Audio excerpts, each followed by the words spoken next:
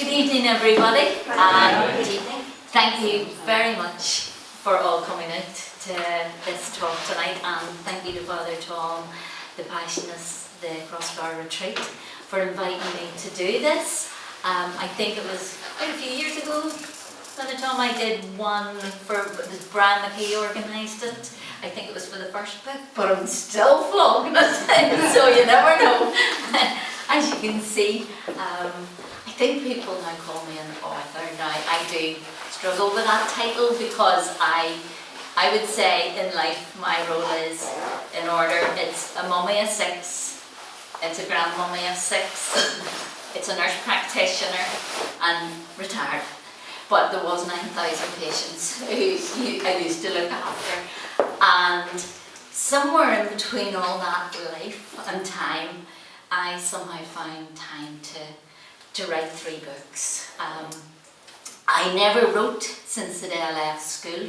I was doing A-level English, and one night I went to bed and thought, wonder will that fella be at the dance on Friday? And I woke up the next morning and says I'm going to be a nurse. And everybody around me thought, Caroline has lost the plot. She's not going to be a nurse. She's been going to Carnival for the last 11 years of her life. From she could learn to cook, she was going to be a domestic science teacher. But no, I just woke up one morning and thought I'm going to be a nurse. And it just happened like that. So a little bit like my nursing career, this developed out of somewhere and nowhere. It's been a journey of books really, and I would say I write from the heart, very much not the head. A lot of the stuff that comes out of my hand onto the pages, I am quite fascinated sometimes as to how it makes that connection, but I do think it comes straight more from here to here than from here. And Tony is living proof because he corrects all my spelling mistakes, and I could write a page without a full stop. So it's the same as the way I talk, and you'll find that out by the end of the night. There's no full stops. So I did, while back, had a journey with breast cancer, and so I felt at the time, not during the breast cancer, but maybe I think 4 years after it, I felt I needed to somehow put it into a journal and create a story around. And it's not pessimistic, but as a mother of 6, I thought if this takes me, I want my children to remember me somehow on a piece of paper, in a book, and maybe show their children and say, that was your nanny, you know, that was me. And also it was a fraught journey because I had a breakup with a marriage, and there was a lot of things went on in it. There was a lot more breast scares. So it is a bit of an emotional roller coaster, but it was my healing journey. In it, I'll read a small excerpt from it, but I went over to work with my brother, Father Kieran, in Africa, which was very healing for me as well. So all those events needed to be kind of contained, and the only way I felt I could work through my own therapy of dealing with the whole crisis of things was to write it down. And before I knew it, angels under my bed suddenly appeared. And it took its own life because I went to a writing class. One of my daughters said, Mummy, why don't you do something? You know, maybe it's winter, it's January, sign up for a class. So I thought, well, I'll already bake, can't do that. I'll already sew, can't do that one. Love to do pottery, but all the pottery things I made with her looked like apple tarts. When she's creating all these masterpieces of pottery, mine all looked like an apple tart. So I thought, well, no, we'll skip that. So I saw creative writing on the list, and I thought, that could be interesting. I'll have a go. So all these very creative people were at this class, and I used to sink lower and lower into the seat and go, oh, please get me out of here, please. I was still in the Dick and Dora sort of stage of reading, and so the tutor said to me, have you something with you to read? So I think I read a couple of pages, and it kind of then went silent, and I thought, oh no, they hate it, but some odd reason it did go down okay, and the tutor asked me to would I have a more. I said, yeah, it's all under my bed at home, I'll bring it in next week for you. So I appeared with this big wad of paper with no corrections on it. That was pre-Tony, so there was nobody to correct it for me. And she took it away and brought it back, and I thought, oh, she's gonna, it'll all be marked red and all these ticks and stuff. And she says, I don't know if you realise my husband's a publisher and we would like to publish this book. Now, it shows you how illiterate I am in the world of literature, because my response to her was, thanks very much, Ruth, but I can't, because my dad is very ill and I want to concentrate on him. But thanks for the offer. And that was it. I walked out, took my wee manuscript and put it back under the bed. And then, as some in the room know then, I did lose my dad a couple of weeks after that, and she sent me a little memory card, a little card just in remembrance of him. And she said at the bottom, would you not reconsider publishing? And I thought, okay, my dad loved the written word. It was what he lived for, it was his background, it was what he did. And he always wanted to publish a book, but he never. It's one of those things that you just put in the bucket list and you don't get round to it. So I thought, okay, well, as long as his name is on the front of it and I can dedicate it to my dad, then I will publish this book. And somehow it took wings, and I think the angels took it everywhere, and that was lovely. I was really honoured that people, appreciated that, and that I helped. As a nurse, I helped other people with breast cancer, but this was reaching out in a different way. This was showing there's life after breast cancer, there's positivity, we can do other things. Life might be a wee bit shorter, we didn't know, but what we put into that wee bit can be a lot more than what people put into this amount.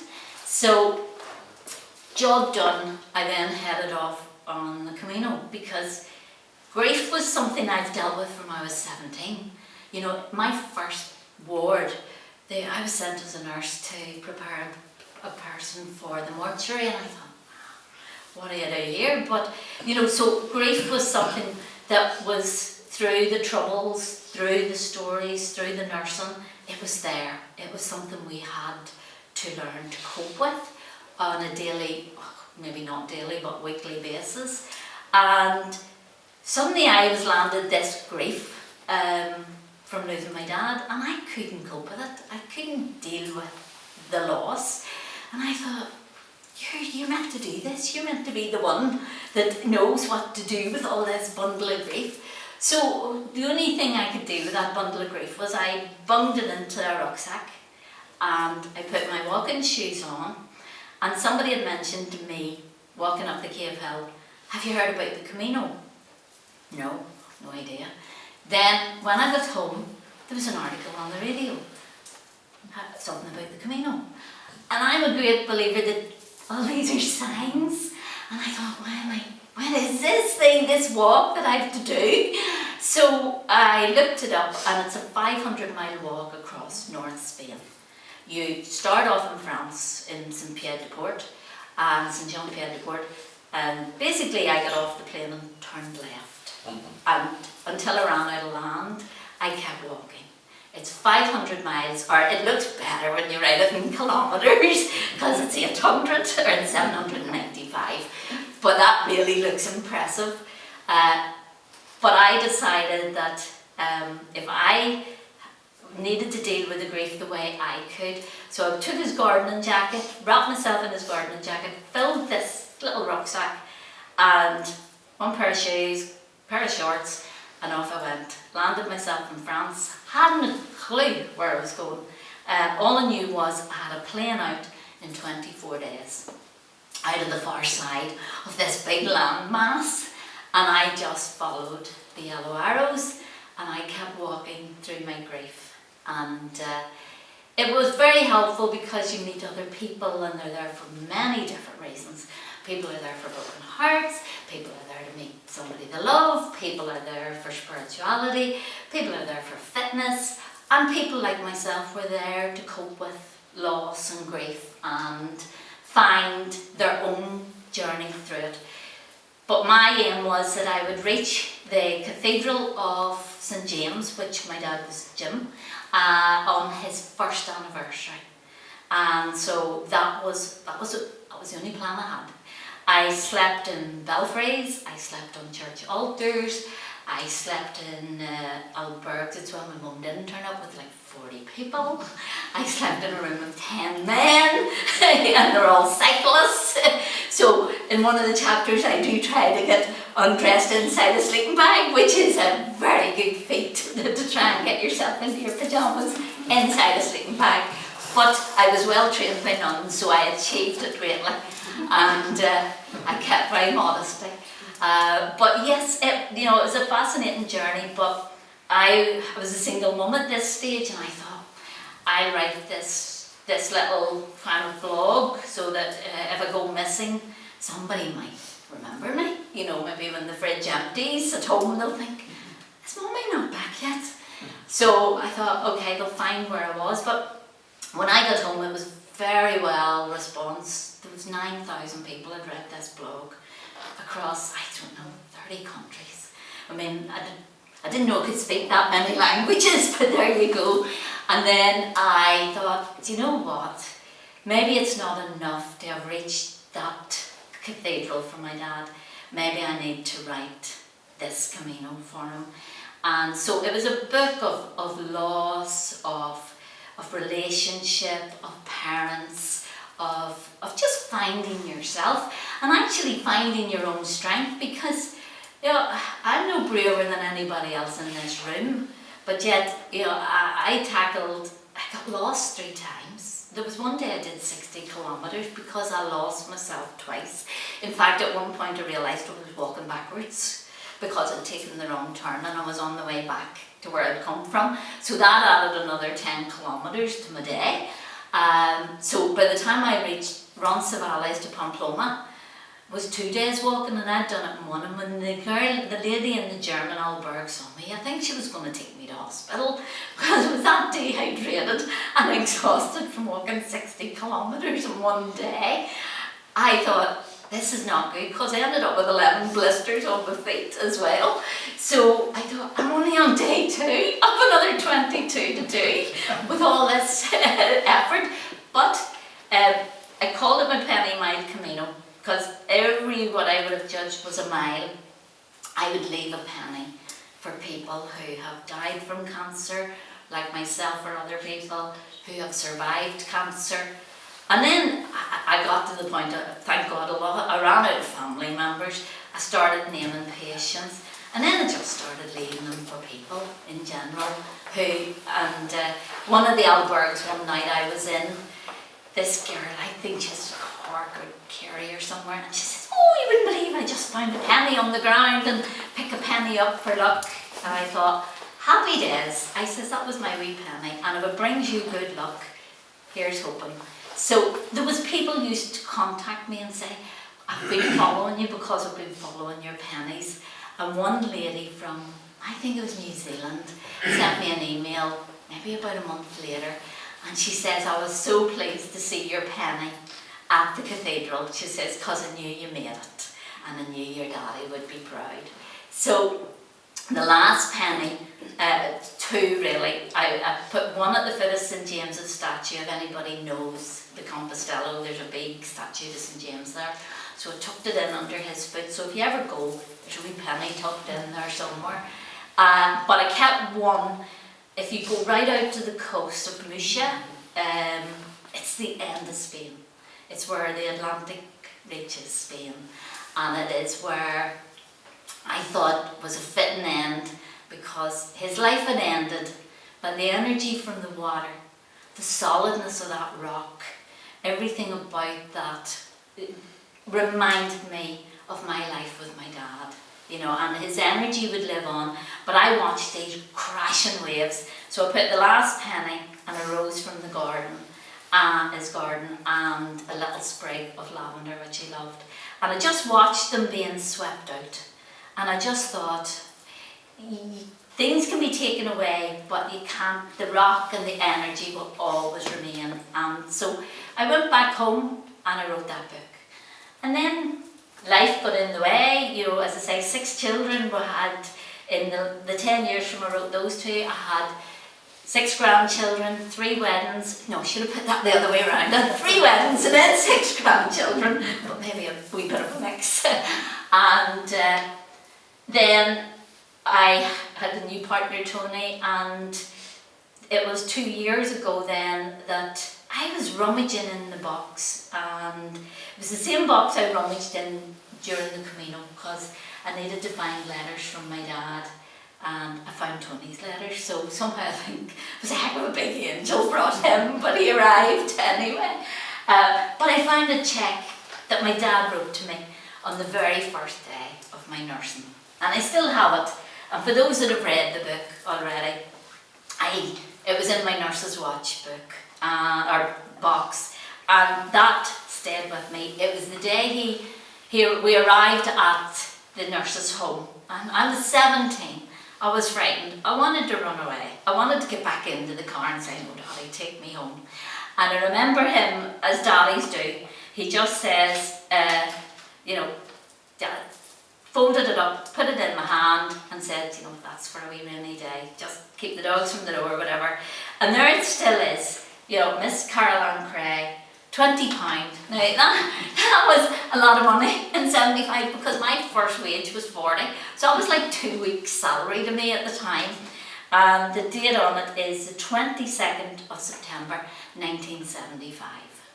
And I remember I took that into that box, and I always knew I wanted him and my mum to be proud of me and to be on my own 2 feet. So I didn't. I always promised myself, no matter how broke I was, no matter how starving I was, and there was lots of days that I would have been starving because you sort of saved your money for the Students' Union or the pot or somewhere, but you got your priorities right at the time. So, at that time, that cheque stayed there, and it reappeared when I was just putting things away into my wee memory box, and I thought, that could tell a story. That little piece of paper could just be a story in itself. And so I thought about it, and then my own partner Tony then, he followed me down the cancer route, and he was attending in the city hospital for 7 weeks radiotherapy treatment. And every day we used to park up, I would always sort of look around, and this was my youth. This was the place that I had the best days of my life. Now, I wouldn't say going into the cancer centre is the worst day because it's a brilliant unit, it's a perfect place to get the support you need, but it's still quite sad. So you kind of find yourself looking to your happy place. And so my happy place was in Erskine House, just beside the car park. It's one of the few buildings that's left. I think there's a couple of old ones down the back at the renal unit, but I could look across, see my room, and be that little girl, that wee 17-year-old who had her life ahead of her, who had dreams, who had plans, who was going to go to work in Africa, who was going to do so much. And I thought, maybe between the cheque and just being there in that room or in this place, I felt that was another memory that needed to be captured and saved. And I mean, I'm going to keep my children busy when I go because I'll have to read all these books. But I feel that these things are important to save because, looking back, they start to fade, and also things change so much. I mean, City Hospital is not the City Hospital of 1975 to 78. And I just went back there, and when poor Tony was going through his radio, I was sitting writing beside him, and with 7 weeks, so I got most of the book written in the City Hospital waiting room. But then I thought, he'll really want to see this, really. But then I sent it to a publisher, and again he said, right, I'm going with it. And there've been 3 different publishers. It's funny, maybe nobody sticks with me. But the first fellow, as I say, was sent to me via the tutor, and then because it was the Camino, I kind of had this feeling that maybe a southern publisher might be a better, because the Camino was, people would say back in 2012, what's the Camino? Whereas there was quite a few started at St James's Gate in Dublin, so it was a lot more popular, and there was a St James's Society for the Camino down in Dublin. So I felt, so it winged its way to Cork, and then I had a lovely, I went down, I was like 5 minutes of fame, I had a lovely big show, a big book launch, and then the next day he said to me, it's not coming north. And I thought, what? But this book has to come north. This book is for my dad. You know, this book starts on the Cave Hill. It has to be at the foot of the Cave Hill. This book it's my dad's story, and my dad's story was Belfast. So we had a second book launch, and it was in St Patrick's School on beside St Patrick's Church on, what is that street called now? I can't remember. Donegal Street, yes, yeah. Because I was reading his book in the very classroom that he had been a schoolboy, and I thought, we're better to set this book flying. So that is where, as I say, so it sort of went to Cork, but I'd only had a wee quick holiday down there and I came back home. And because this book starts in North Belfast, it starts up in the parish of Ardoyne. I can talk about Eileen Glavin singing it. You know, I dragged a load of nurses to midnight mass just to hear her singing "Oh Holy Night," and like we were all hanging out of a car. You know, it was way before seatbelts, so I think there was maybe 8 of us stuck in my mum's wee tiny car, but we all piled in, and it was midnight then. It was midnight mass, so we were there like at midnight, and because I wanted these girls to hear. And as I say, there were probably Free Presbyterian, there were Brethren, there were all sorts. We were like dolly mixtures, all bunged into Ardoyne Chapel. And so, as I say, for those who've read it, you know how it starts on the Crumlin Road, how it began in the parish, and I talk about the children's masses and all.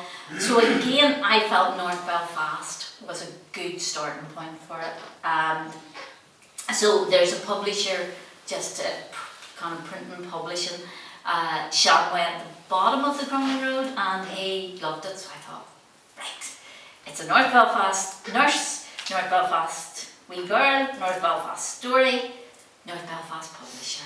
And so it set sail in mid to late October last year, and he published the 1,000 to start. Well, I thought that was it, 1,000, that would be loads.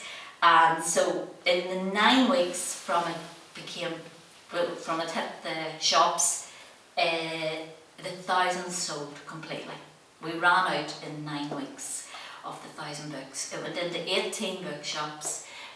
Even Waterstones approached them to get it. Local people support local business, and so I went round all the local businesses and they supported it, including here. It's in the shop here, and so it was in No Alibis, it was in Arts for All, it's in the jail. It's sitting among a very colourful array of books in the jail. It's in a Ballycastle shop, it's in a Cookstown shop, it's in a Newry shop, because these are people who, they believed in me, so I believed in them. So I don't put it on Amazon. Somebody asked me earlier about Kindle. It probably will, because of a lot of people asking about maybe it going to Australia or Canada or wherever. So I thought, well, maybe that's the easiest way. But at the minute, it's not there yet. But yes, they all sold out. And then I think it was a few people have been going into Waterstones. And I think we brought our first set of books to Waterstones on the 5th of December. And they've had 7 refills since that. They keep running out, be it Forest Side or be it in the city centre. And it's really embarrassing when you go in and you sort of see yourself sitting among all these great and good authors. But I am very, very chuffed. And it's for people like you who are buying it, who are reading it, who have taken the time to send me messages, people, I mean, they must have been under everybody's Christmas tree because it was quite quiet. You know, they were selling, but they must have been wrapped up because after Boxing Day, I got inundated with little emails or texts or WhatsApp from people saying, oh, just loved your book, loved it, brought it back, and little memories that it triggered off for different people. And it was just so lovely that anybody would take the time. You know, I've read lovely books, but I don't know that I would even know how to contact somebody. So I'm really honoured that people have thought, I'm going to let her know that her book was good. I enjoyed it. And it has made me so pleased. And in fact, the pressure's on because an awful lot of people are now saying they want a sequel for these three lassies. So I did start one a couple of weeks ago, and true to form, I think there's 16,000 words, 17,000 words done now. So they're busy ladies. But yeah, so I don't know where my pen will take me. But it has been an exciting journey, and a journey I never thought I would be on, and a journey my English teacher would be well impressed, so she would, because walking out on A-level English and Chaucer in Lower Sixth, at the end of Lower Sixth, was not approved of in Fort William. So maybe I have finally taken all these years later to redeem myself. I don't think I'll go back and get my A-level, but I think she would be quite pleased that something stuck with me, and that it has been a fun journey, and maybe it will keep going, I don't know, but as I say, it's a strange jump from nursing to writing, but it's a very enjoyable one, and